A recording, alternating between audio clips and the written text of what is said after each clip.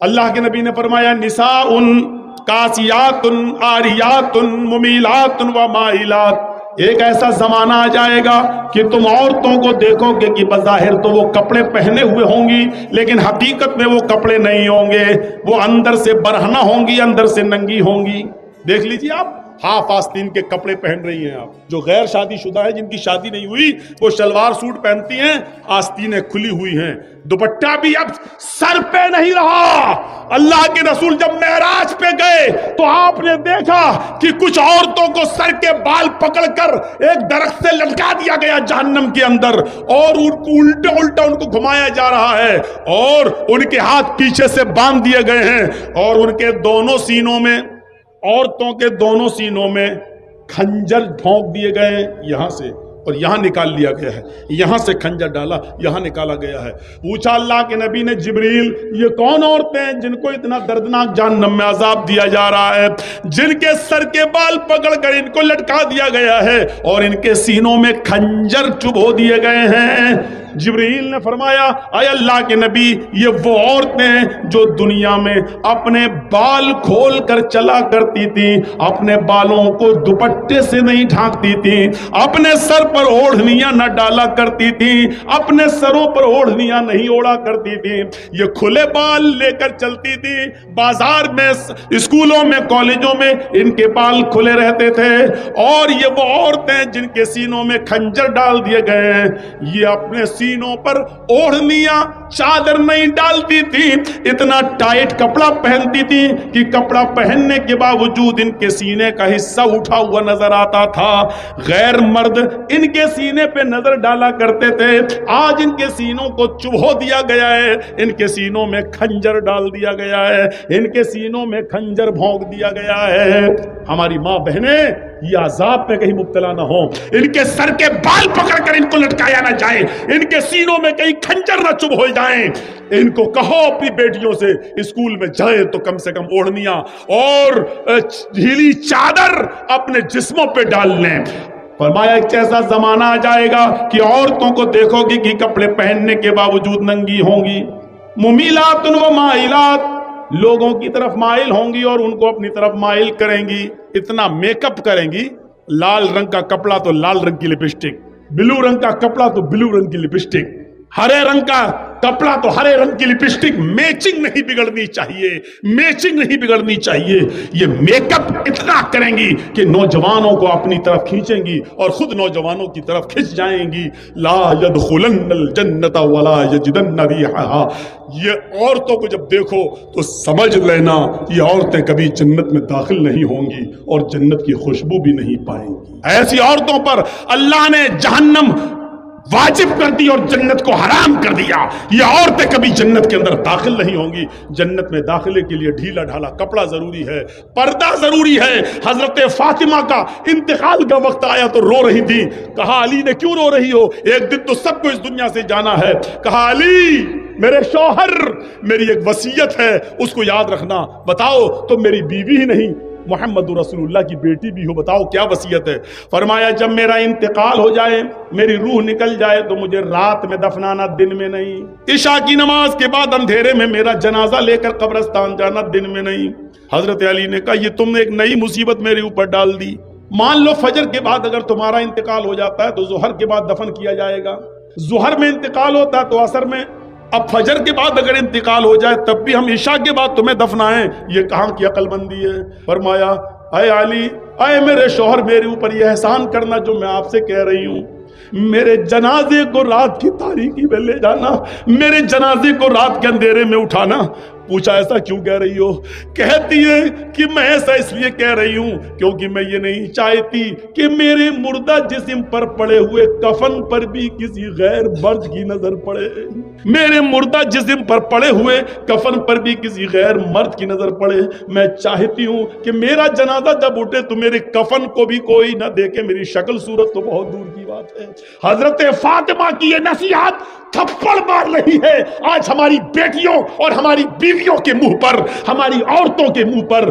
غور کریں, مرنے کے بعد کوئی نکاح نہیں کر سکتا ہے, مرنے کے بعد کوئی کسی سے دلچسپی نہیں رکھتا ہے. کتنی خوبصورت لڑکی کیوں نہ زمین پہ پڑی ہو, اگر مر گئی تو اس کی طرف کوئی انٹرسٹ نہیں لیتا ہے. لیکن حضرت فاطمہ کیا کہہ رہی ہیں کہ میرے انتقال کے بعد میرے مرے ہوئے جسم پر پڑے ہوئے کفن پر بھی کسی غیر مرد کی نظر نہ پڑے. ایک طرف اس پردے کو دیکھیے اور ایک طرف ہمارا سماج, ہماری سوسائٹی, اور اس سوسائٹی میں گھومنے والی آوارہ گائیں, آوارہ بھیڑوں کو دیکھیے.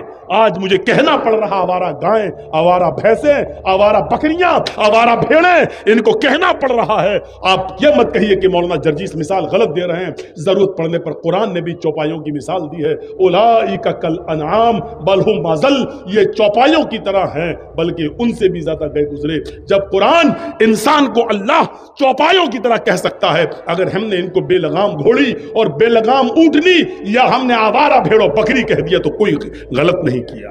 الفاظ سخت ہیں لیکن اللہ کی قسم غلط نہیں ہیں.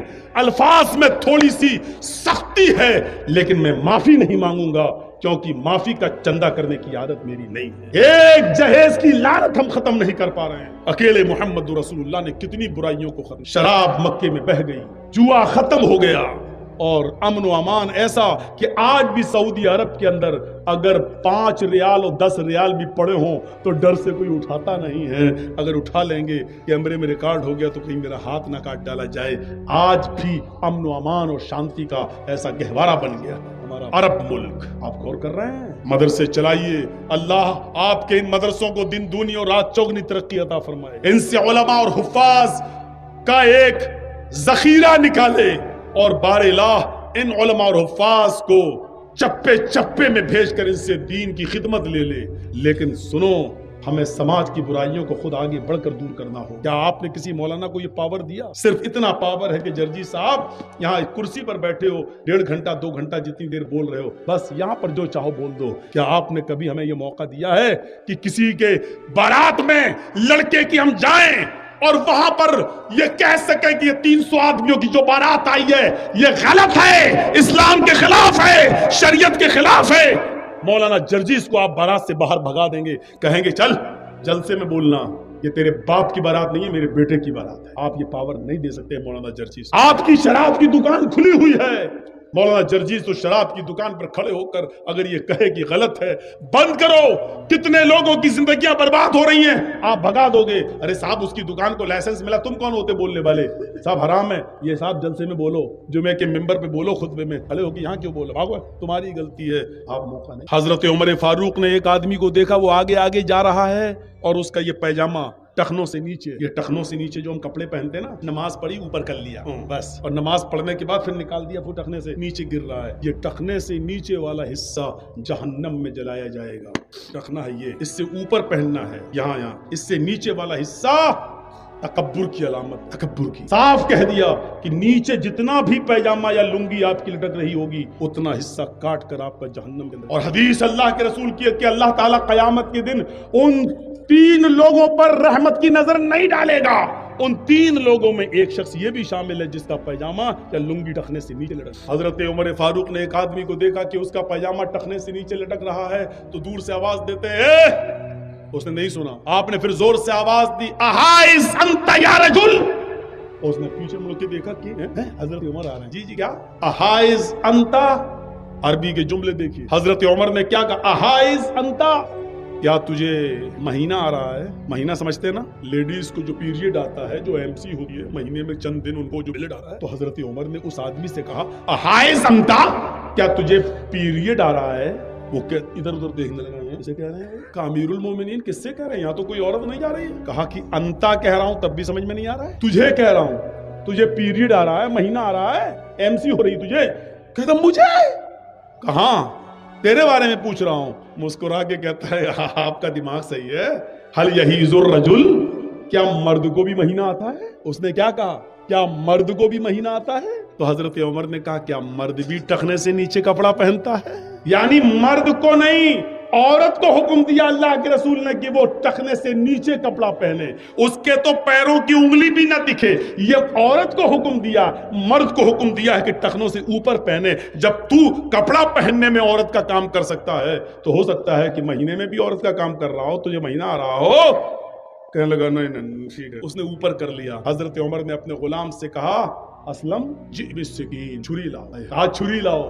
آپ کا سماج مولوی جرجیس کو یہ پرمیشن نہیں دے سکتا۔ حضرت عمر نے کہا چھری لاؤ، چھری آ گئی۔ اس نے کہا کیا کر رہے ہیں امیر المومنین؟ کہا اس کو میں کاٹوں گا جو ٹخنے سے نیچے ہے۔ کہا میں گھر جا کے خود کاٹ لوں گا، آپ دوبارہ دیکھیں گے تو آپ ہمارا پیجامہ ہی پھاڑ دینا، لیکن ہمیں موقع دے دیجئے، گھر جا کے سنبھال لوں گا۔ حضرت عمر نے کہا کہ یقیناً تو گھر جا کے سنبھال لے گا، لیکن اللہ کے نبی صلی اللہ علیہ وسلم نے فرمایا جب کوئی برائی تم اپنی آنکھوں سے دیکھو تو پہلے اپنے ہاتھ سے دور کرو، جب ہاتھ سے دور کرنے کی طاقت نہ ہو تو زبان سے منع کرو، اور زبان سے بھی منع کرنے کی طاقت نہ ہو تو دل سے برا سمجھو۔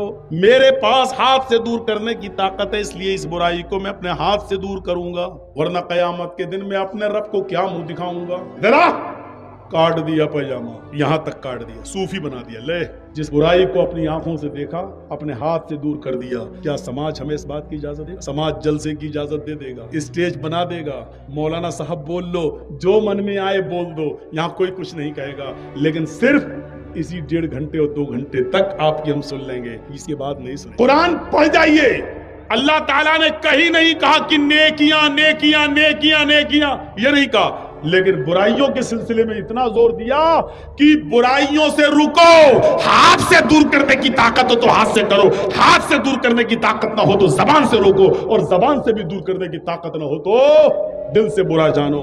آج شراب کے کتنے اڈوں کو تم روک، ٹھیک ہے دوسروں کی آپ نہیں کر سکتے ہو، اپنے گھر کی برائی تو روک سکتے ہو۔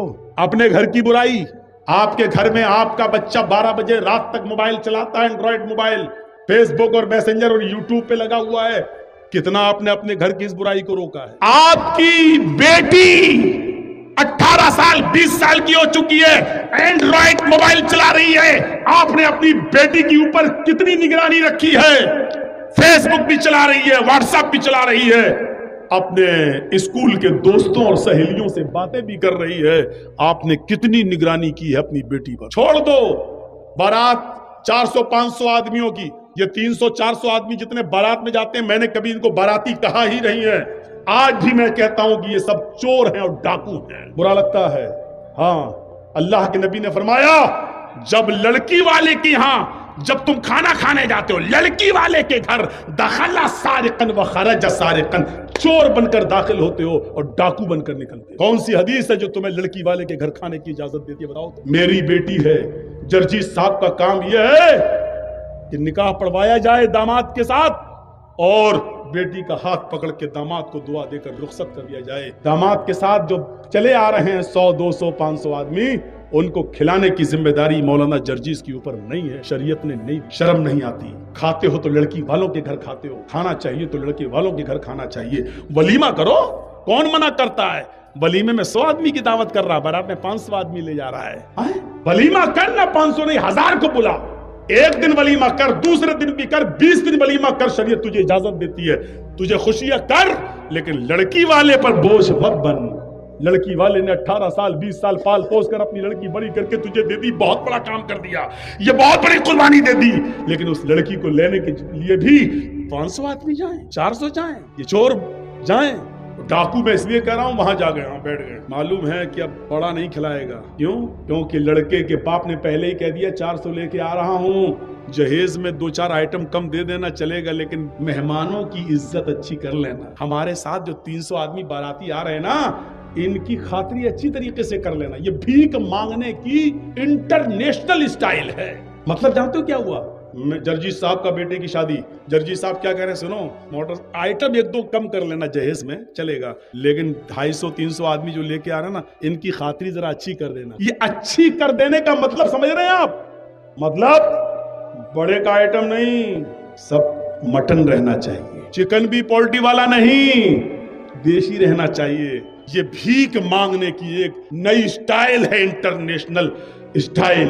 اور جو یہ کہتا ہے کتنا بڑا امیر بنا ہو، چاہے کتنا ساہوکار، مولوی جرجیس کہتا ہے تو انٹرنیشنل بھکاری ہے، جا، برا لگتا ہے تو لگتا رہے، तेरा अमीरपन और तेरा साहूकारीपन मेरे जूते के बूट के नीचे नहीं समझता तुझे कुछ। क्या करेगा तू मेरा कर? लड़की वाले पर बोझ बनेगा, लड़की वाले के यहाँ खाना खाएगा, लड़की वाले के यहाँ बारात में 250-300 आदमियों को लेके जाएगा। लड़की वाले के ऊपर कोई जिम्मेदारी आयत नहीं होती कि वो सबको। इस चीज को खत्म करिए समाज। और इंटरनेशनल भिखारियों को देखिए, कौन बाइक दे देना, मेरा लड़का 5 लाख की दुकान पे बैठता है, तू 50,000 की बाइक भी नहीं दे सकता? भाई कटोरा लेके भीख मांगना।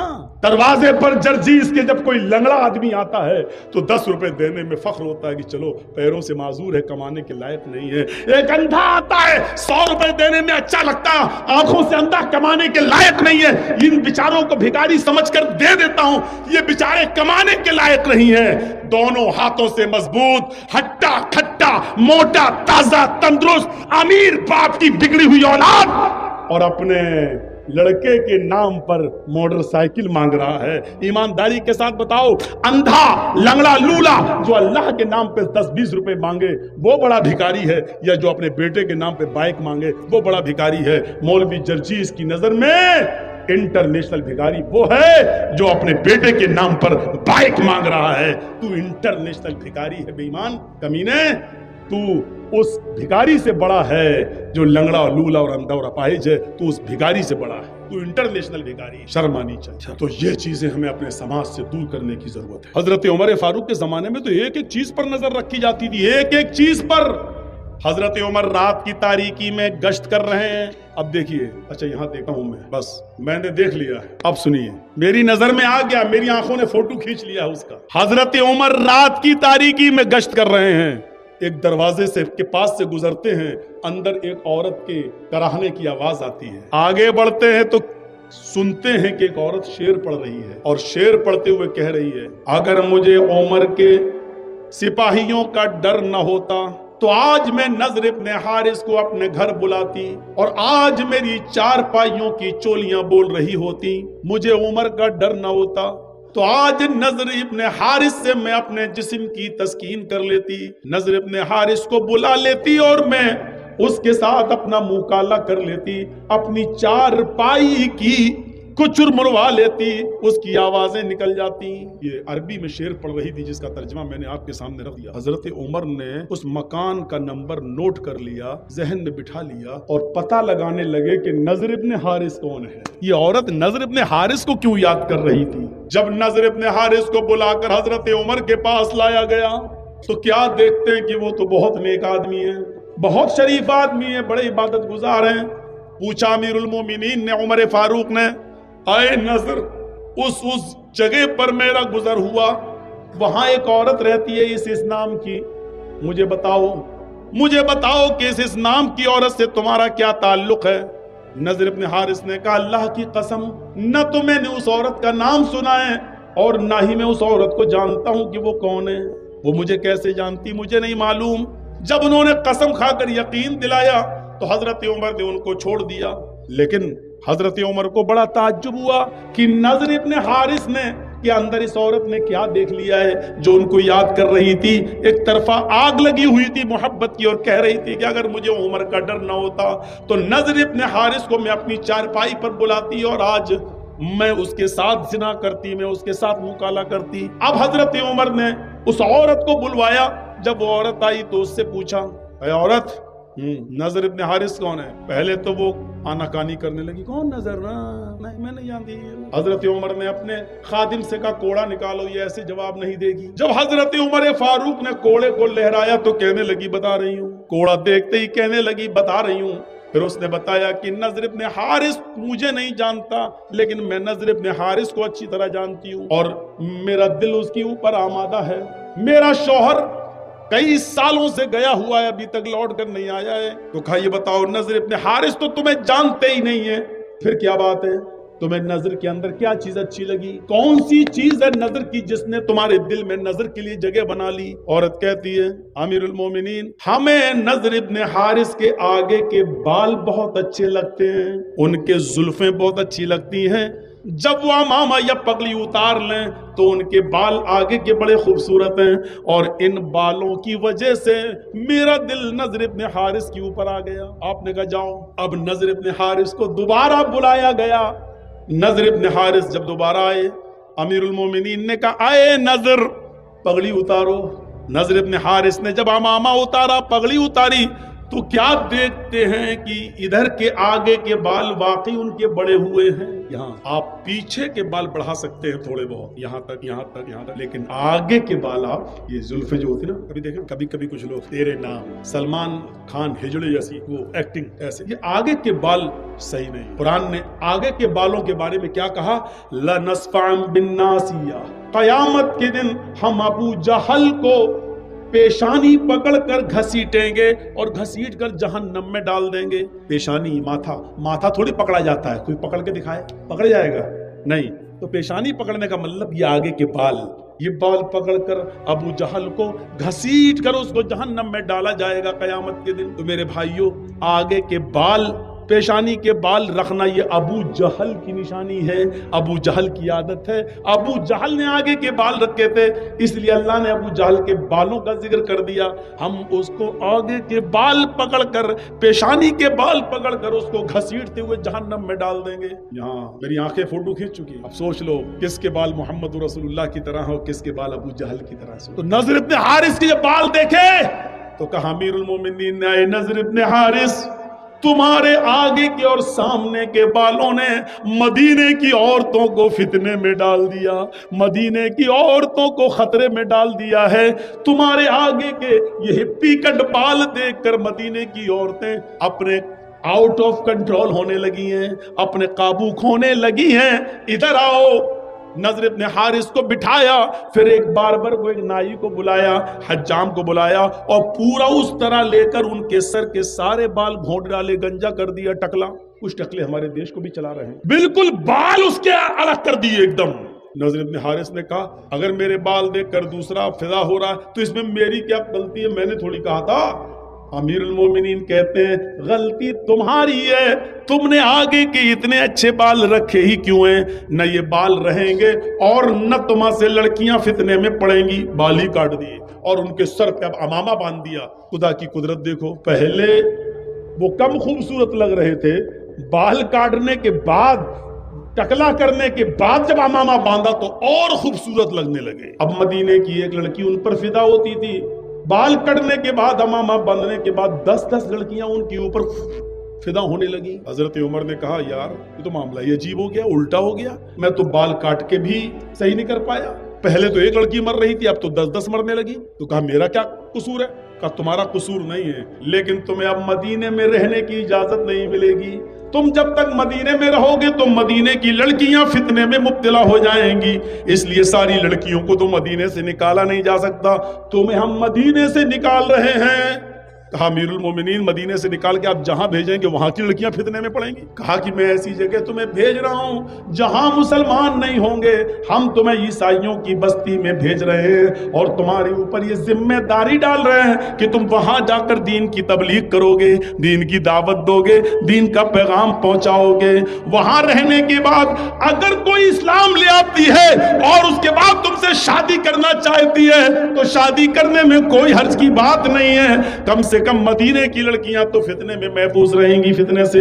नजर इब्न हारिस को दूसरी कंट्री में भेज दिया, दूसरे शहर में भेज दिया और जिम्मेदारी दे दी कि इतने महीने में, इतने दिन में इतना इतना काम, इतना दावत, इतनी तबलीग करके और पूरी एक लिस्ट बनाकर हमें भेजो। जब दिन भर काम ही में रहोगे और फिर ये ईसाई होने की वजह से शायद मुसलमान समझकर तुमसे प्यार ही ना करें, इसलिए तुम इनसे दूर रहना और तुम भी और इनके फितने में मत आना। तो मेरे प्यारे साथियों, हजरत उमर ये करते थे, एक के बड़े बाल देखे तो उसको भी काट डाले। हमारे समाज के अंदर अभी कोई लड़का किसी लड़की को लेकर भाग जाए, पंचायत बैठ जाएगी, दूसरे दिन मुखिया आ जाएंगे, सरपंच साहब आ जाए, साहब तेरा लड़का उस लड़की को लेकर भागा, हाँ क्या हो, 2 लाख रुपए जुर्माना दो, उसकी लड़की की जिंदगी बेकार हो गई, बेचारी बदनाम हो गई, या इस लड़के के साथ अब निकाह करो, चलो, या तो निकाह करवा दिया जाएगा या जुर्माना मुतय्यन कर दिया जाएगा।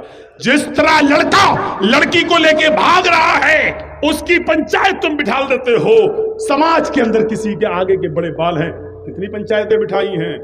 शराब कोई पीता है समाज के अंदर, कभी पंचायत बिठाई है? नमाज नहीं पढ़ते हैं लोग, मस्जिदों के सामने चाय की होटलों पे बैठे रहते हैं। इन पंचों ने कभी बैठकर उन बेनमाजियों के लिए कोई मीटिंग की है? नहीं मेरे भाइयों, समाज का एक बड़ा हिस्सा है, आपको ये करना पड़ेगा।